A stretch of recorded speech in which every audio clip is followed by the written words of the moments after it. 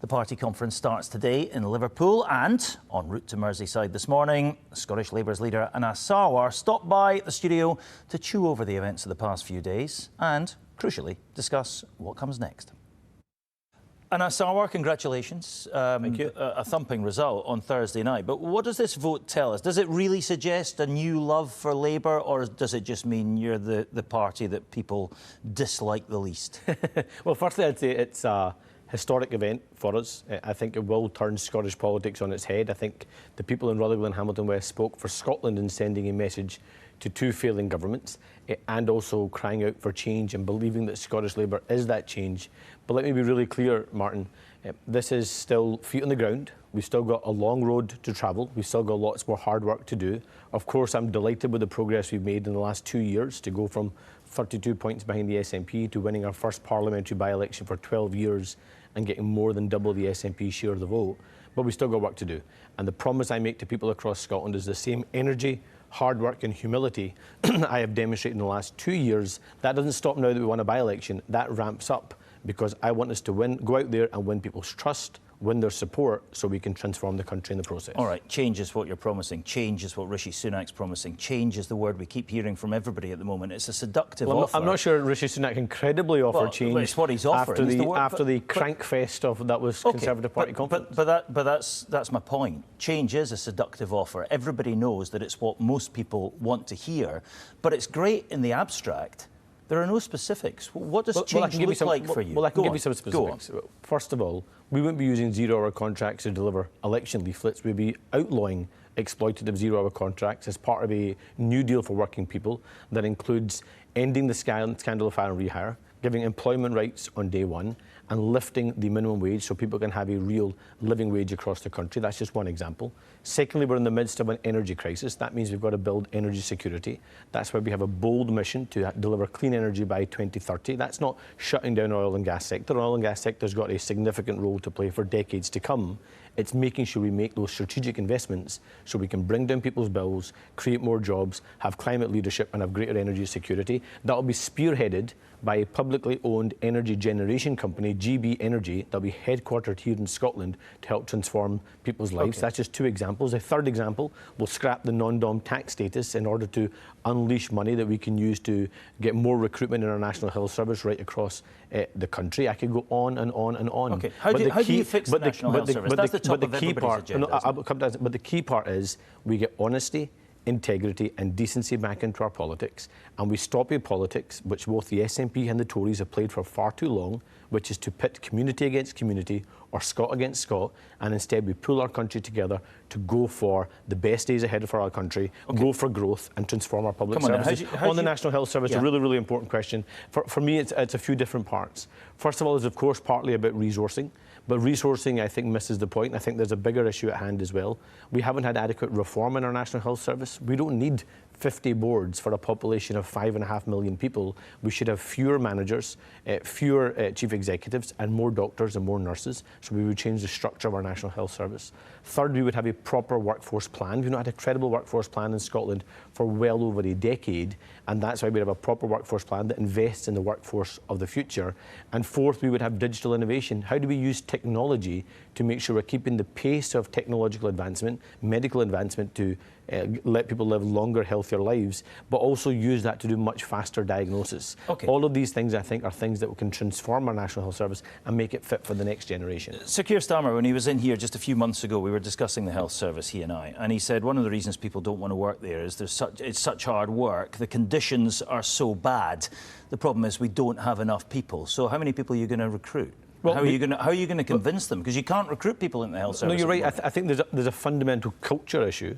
And I think we have to address that culture. And that culture, let's be really clear, is not led by the doctors, the nurses and the frontline staff. It's a culture led by government and a culture led by managers. Greater Glasgow and Clyde Health Board is the harshest example of that, where a culture of secrecy, a culture of cover-up, a culture of actually doing wrong by your staff and doing wrong by your patients. So we've got to transform that. So that means reform of the structures. It means opening up and ending the secrecy and cover-up. And third is giving people a proper, credible So firing managers. Look, it's about changing the structures. So I want fewer chief executives. Why do we need all these chief executives? I want fewer of these managers. I want more doctors, more nurses. So who's really running the hospitals? Well, I want consultants to run what's happening in their hospitals. I want nurses. They're too busy fixing patients. No, but let's be really clear. 50 boards for a population of 5.5 million people. If you look at other models around the world, that does not happen. Okay. So that's just one part, which is reducing the management base and instead investing in the front line. OK, Keir Starmer's just told Laura Kuenssberg's programme this morning, Victoria Derbyshire's on this morning, no extra money for public services. So how are you paying for all this? Well, look, at this moment in time, the challenge we have is the Conservative Party have crashed the economy. And I think one of the lessons we have to learn from a Scottish context is you cannot use income tax as a substitute for economic growth. We have to grow the economy, and if we grow the economy both across the UK and in Scotland, that's what will unleash the money that will allow us to transform public services. So let's get the stability, grow the economy, have massive investment potential through, for example, GB Energy, like the example I've given you already, where we'll do billions of pounds of investment in Scotland that can unleash the finances of this country. And then when we get the fruits of that economic growth, we put that into reforming our public services. One of the key problems in terms of growing the economy here is the workforce, right? We can't get enough people. We've got a shrinking, ageing population. Sir Keir Starmer, again, on his visit in here just a few months ago, he said we're recruiting too many people from overseas into the health service. Cut the number of foreigners in the health service. That was his solution. Do you agree with that? Well, I think he was making a bit more... That's a direct quote. I know, but I think he was making a bit more of a nuanced argument than that. I think the point he was making was twofold. One is we've got to upskill our own citizens to make sure we're planning for the workforce. They don't want to work in the health service at the moment. Well, again, we've got to change the culture. Look, that's easy to say. Of course it's easy to say. But do you agree with them on the number of foreigners? Too many foreigners? No, look, we need to upskill our own workforce, and we also need to think about how we take away healthcare workers from some of the most deprived countries in the world and make them work here, which makes their own health systems even weaker in some of the poorest parts of the world. Would it be helpful if we devolved immigration? Unless we change the culture and attract more people to work in our National Health Service, that's partly about pay, it's partly about future model, it's partly about public service, then we will not see the transformation we need. Would it be helpful if we devolved immigration? Look, on immigration, I think it's right for us to have a single border agency. I think it's right for us to have a single immigration system, but we've seen before when two governments are willing to cooperate, you can find schemes that benefit us here in Scotland to meet our specific needs. The Fresh Talent Scheme is a perfect example of that. When Jack McConnell was First Minister, he negotiated that scheme, which gave us a Scottish solution to a Scottish problem whilst maintaining a UK-wide immigration system and a UK-wide border agency. I think that's a good model for us to look at for the future. OK, listen, you were talking about public spending, we were talking about public spending. So Keir Starmer says no extra money for it. You're going to stick to Tory spending plans in the next Parliament.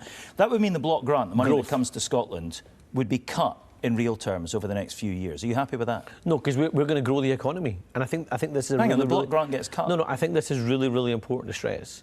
We are going to grow the UK's economy.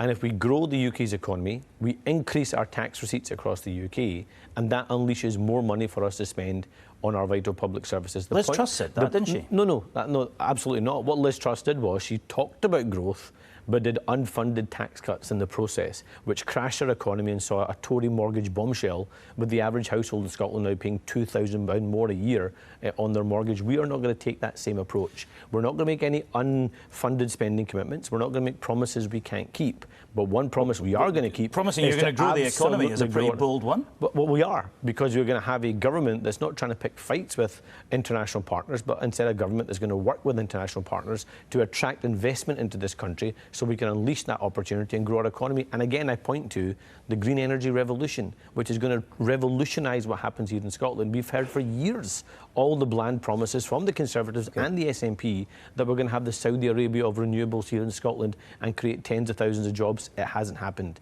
But with the strength of the UK Treasury, with GB Energy, helping get those strategic investments from the private sector and working in partnership with the oil and gas industry, we will unleash that potential. OK, let's talk about money coming to Scotland. And get jobs. Let's talk about money coming to Scotland. Douglas Ross was in here in that chair, or he was speaking to us in this programme last week.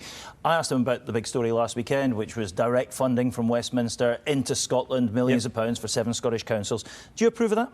Well, look, I think the model to look at is, again, when you look at this, if you think about the city regional deals, so I want us to have two governments that don't pick fights with each other. They don't just do the showboating for the public, but actually fail Scotland. What devolution was meant to be all about was to have two governments that cooperated with each other. So how will to Keir deliver for Starmer Scotland. handle the Scottish Government? And again, that's why we would reset the relationship. When it is in our national interest, of course we'll work with governments, whether that's the Welsh Government, whether that's the government here in Scotland, to deliver for the people of Scotland. That change that doesn't just see devolution as a fight, but actually sees devolution as an opportunity to deliver for Scotland. So you'd be happy hosing money straight from Westminster, for example, into North Lanarkshire to stop them closing libraries and so on? Well, look, I actually think, if you think, I think about capital projects, I think about infrastructure projects, I think about things that drive economic growth, regional transport infrastructure projects. These are all things that the Scottish Government previously has been content to work with the UK Government on. Why can't we do that again? Did you go in and knock the chairs around in North Lanarkshire Council last week and tell them to get this sorted out and stop the cuts? So there was a very specific quote. You delivered something that rhymes with a rollicking, apparently.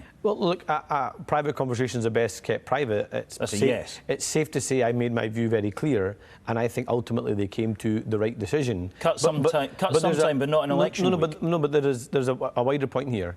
There are going to be councils up and down the country, whether that is Labour councils or SNP councils, they're going to make some horrific decisions. And these will be decisions that they don't want to make.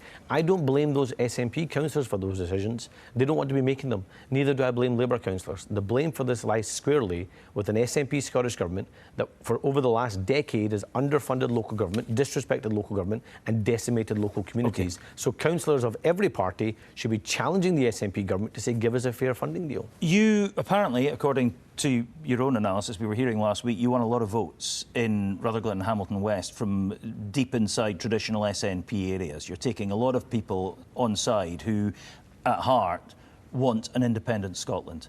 You've got to change your position on the Constitution if you want to keep these people who have very definitely lent you their vote, don't you? Well, look, my view is clear.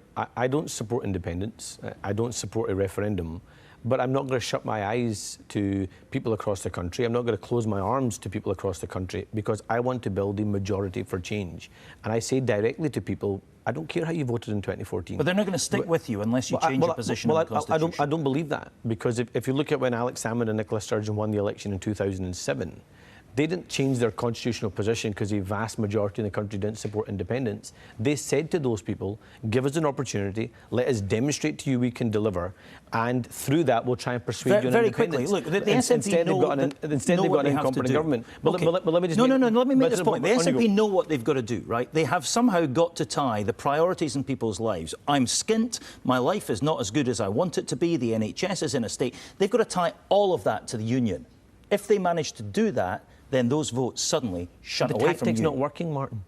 The tactic's not working. For 17 years, you've had an SNP government that said everything is somebody else's fault. And now the cracks are showing and people can see through it. They can see this is an incompetent government. They can see they failed on the National Health Service, no one else to blame there. They can see they failed in the education system, no one else to blame there. They can see they failed with the justice system, no one else to blame there. Okay. Every single institution is weaker. And I say directly to people, what price are we willing to pay? I want to work with people, whether they were yes or no, to deliver change for this country, because I believe Scotland's best days lie ahead of us. You have potentially a year till the next election. It's going to be a hard year. I look forward to it. I'm relishing the election. Very real and even harder after that, isn't it? But listen, Anna Sarwar, you are here off the back of a big result. Congratulations again. Enjoy the conference. Thanks very much for coming in.